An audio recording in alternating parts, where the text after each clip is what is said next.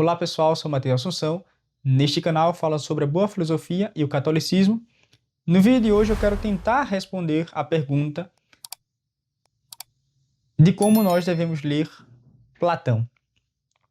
Essa é uma pergunta que me fiz ao começar os estudos dos diálogos platônicos e que de fato, ao me deparar com um professor platônico, eu consegui compreender melhor os diálogos de Platão e também aproveitá-los mais. Não só isso, comecei a ter mais gosto pelos textos de Platão que antes não possuía tanto. Então eu quero passar um pouco disso para vocês. Muitos podem pensar que Platão, como ele é um filósofo, simplesmente nos diálogos transmite apenas ideias, procura transmitir conceitos, procura transmitir uma doutrina e, sobretudo, a doutrina das ideias. Mas Platão não é só um filósofo, ele também é um poeta.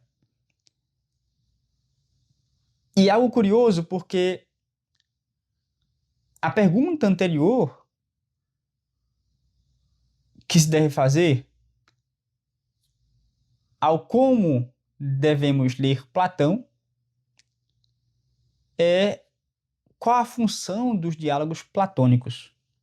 E realmente isso é o essencial, isso é o principal para nós podermos compreender Platão. Porque muitos, buscando a caridade interpretativa, acabam por deturpar os próprios textos de Platão. E são inúmeros os casos disso. Quando supõe, por exemplo, que Sócrates é a personagem pela qual Platão transmite as suas ideias e não consideram por isso mesmo as outras personagens dos diálogos. Não devemos fazer isso definitivamente. As razões disso eu tratarei no meu curso. Mas quero dar um pouco aqui dessa noção, dessas coisas, para que nós possamos ler melhor os textos de Platão. Porque se nós pensarmos que Platão ele é apenas um filósofo falando, nós vamos compreender ele realmente de maneira errada. Platão não é só um filósofo, Platão é um educador. E ele sabia muito bem que a formação do homem grego, ou seja, a entrega da paideia, era por meio do convívio com os homens adultos. Então os jovens participando, frequentando esse mundo adulto, eles aos poucos iriam buscar conseguir essa formação e, portanto, tornarem-se pessoas maduras. Agora, essa formação, nós vemos ao longo dos diálogos, é curiosa porque Platão ele quer fazer essa formação, essa paideia, quer entregar essa paideia aos jovens, mas através de uma paidia, através de uma brincadeira. E ele demonstra isso ao longo de vários diálogos. Por exemplo, no diálogo Hípias Maior, onde Platão como que brinca com Hípias, chegando ao ponto de mentir. Isso com o intuito, que não vou poder aprofundar aqui, mas ele possui um objetivo com isso. Apenas menciono por alto que cada texto de Platão tem uma razão de ser do modo como ele escreveu realmente, às vezes com as contradições de Sócrates, às vezes com um argumento mais fraco, como se fosse mais forte, às vezes Sócrates mentindo, e para tudo isso há uma razão. Porque Platão ele não quer que nós fiquemos dependentes de ninguém. Ele busca mostrar através de seus diálogos que nós não devemos confiar sempre em Sócrates. Nós não devemos ser dependentes de Sócrates. No fim das contas, nós não devemos ser dependentes de Platão e, portanto, de um mestre.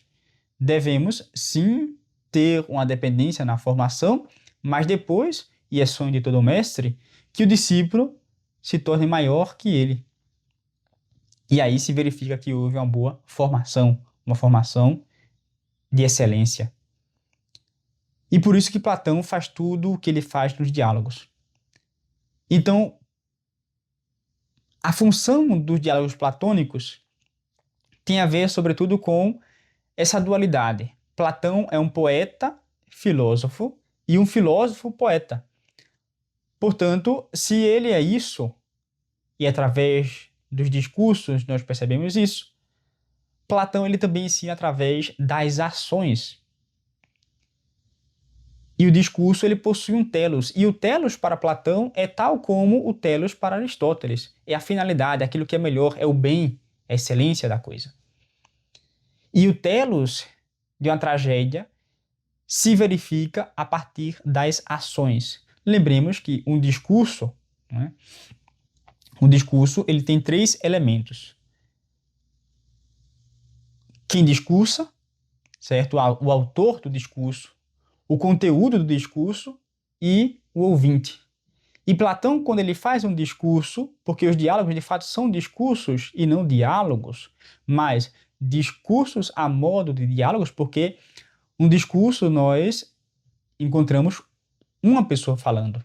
No diálogo há interlocutor, mas nos diálogos platônicos não há interlocutor. Platão é quem escreveu todo o diálogo. Inclusive Platão ele coloca certas coisas em seus diálogos que na época daqueles eventos que ocorreram, aquela função, por exemplo, a do exegeta, no diálogo Eutífron, já não existia. Mas para tudo isso, Platão encontra uma razão de ser. Ele faz essas coisas com a razão de ser. Essas coisas possuem a função dentro do diálogo. E à medida que nós vamos entrando no diálogo, nós vamos percebendo que o cenário tem importância. Se o diálogo é no ginásio, é na ágora, onde que é o diálogo, isso tudo vai ter importância. Quais são os personagens, os nomes das personagens, as ações que as personagens fazem, porque a tragédia é movida pelas ações. E aí que nós encontramos essa comunhão entre a tragédia e a filosofia, entre a poesia e a filosofia, entre o Platão poeta literário e o Platão filósofo. Então poderíamos dizer que a melhor leitura de Platão, certamente é a leitura literária pedagógica, porque nós consideramos Platão tal como um autor de uma tragédia, porque ele envolve ações nos seus discursos, a modo de diálogo, ou seja, os diálogos platônicos, mas também ele procura imprimir certas ideias. Claro, não quero aqui dizer que Platão seja um poeta, longe disso, mas também ele não é só um filósofo, ele é as duas coisas. E penso que as duas coisas caminham juntas em Platão. De fato, Platão ele inaugura o âmbito da metafísica e várias outras questões. E como sendo um primeiro autor, ele não tinha ainda os rudimentos, os conceitos não é, tão refinados.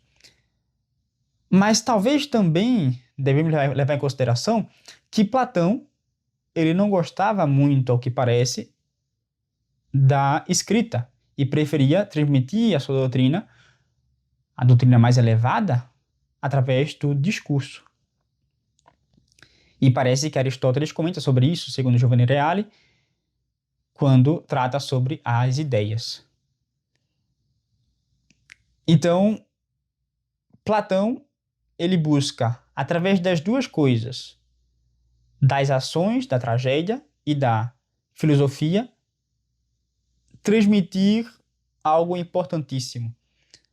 Me parece que ele procura fazer com que nós saiamos justamente o que é principal no Platão, isso, não tem como fugir.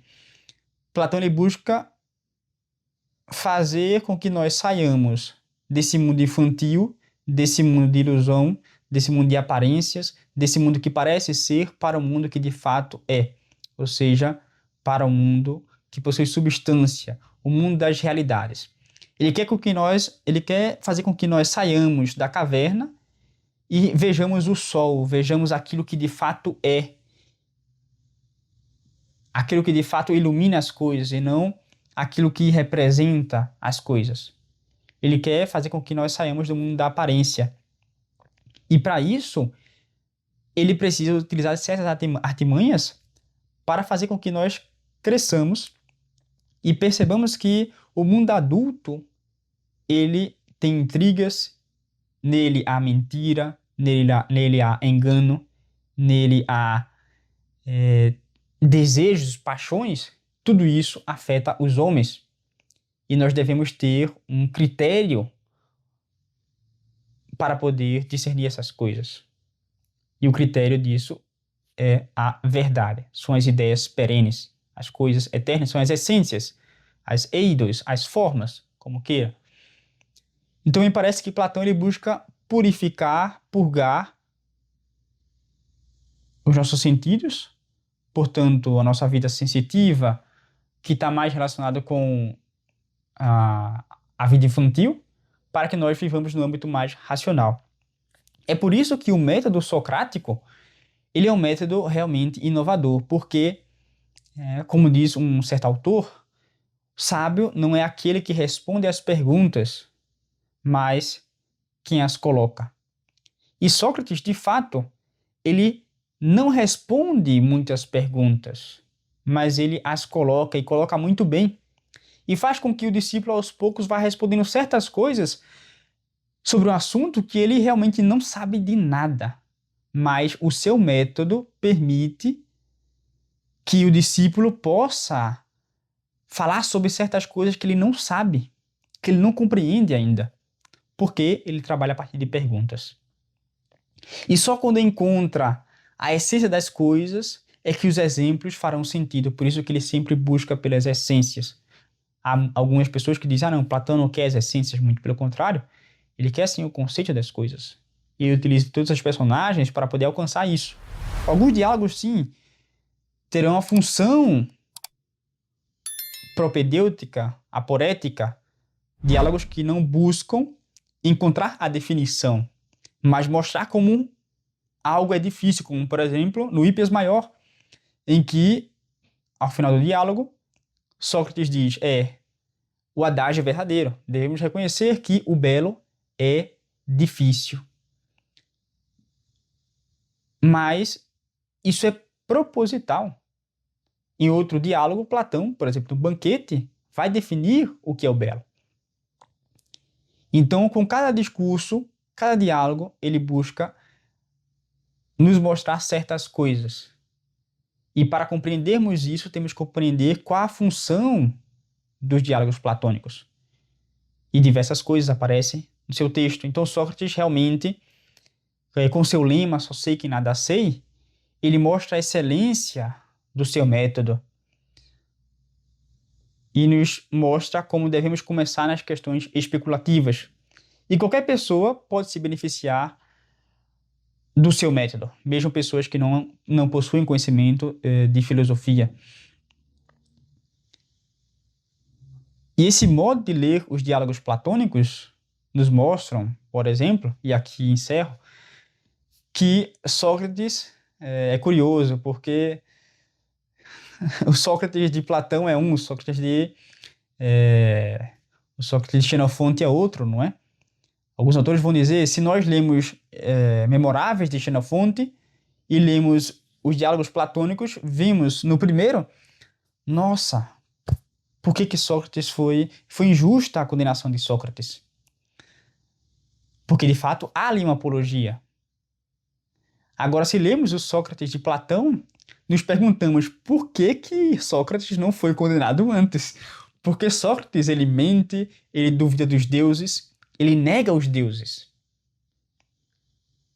Ele nega a religião institucional dos gregos. Ele nega Homero e Hesíodo. Então,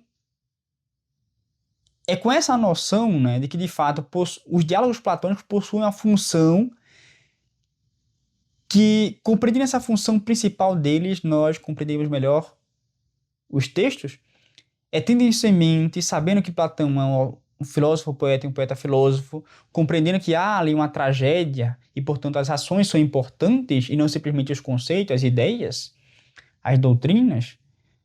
Compreendendo tudo isso, nós aproveitamos mais os diálogos platônicos e certos mitos que ensinaram para nós vão ficando para trás, vão caindo. Agora, tendo essa visão, esse panorama, que vou buscar nesse curso compreender os clássicos, mostrar cada vez mais, de maneira mais profunda, como nós devemos compreender, ler Platão. Aqui falei brevemente de algumas coisas, mas darei vários exemplos, comentarei mais coisas nesse curso. Agora, esse curso, de fato, por ter como modelo o método socrático, ele exige muito mais do discípulo, porque supõe que o discípulo não seja um agente passivo, mas um agente ativo do processo educativo. Ele deve querer brincar para poder aprender. Se ele não quiser participar da brincadeira, ele não vai conseguir aprender. Então é preciso uma certa dedicação. Por isso que se supõe, nesse modo de estudo, que o discípulo leia antes o texto e depois, na hora da aula, participe da discussão. Naturalmente, o mestre deverá, eu farei isso, colocarei as perguntas certas para serem respondidas, para que possamos chegar no objetivo final, que compreendo ser deste ou daquele diálogo. Então, esse curso se dará desse modo. É um curso com valor mensal de R$ 69,90. Link para a inscrição na descrição do vídeo. Nós começaremos esse curso no dia 10 de julho, certo? Dia 10 de julho, no próximo mês. Vocês podem conferir mais informações aí na descrição e participar desse curso. O curso é ao vivo. Algumas gravações podem ser que deixemos disponível à medida da necessidade de cada um, mas a ideia é que façamos ele inteiro ao vivo. Vários livros leremos neste curso. A prioridade será, claro, para os diálogos platônicos. Enfim, link na descrição, se inscreva e compartilhe com aqueles que possuem interesse. Nos vemos no próximo vídeo. Tchau, tchau.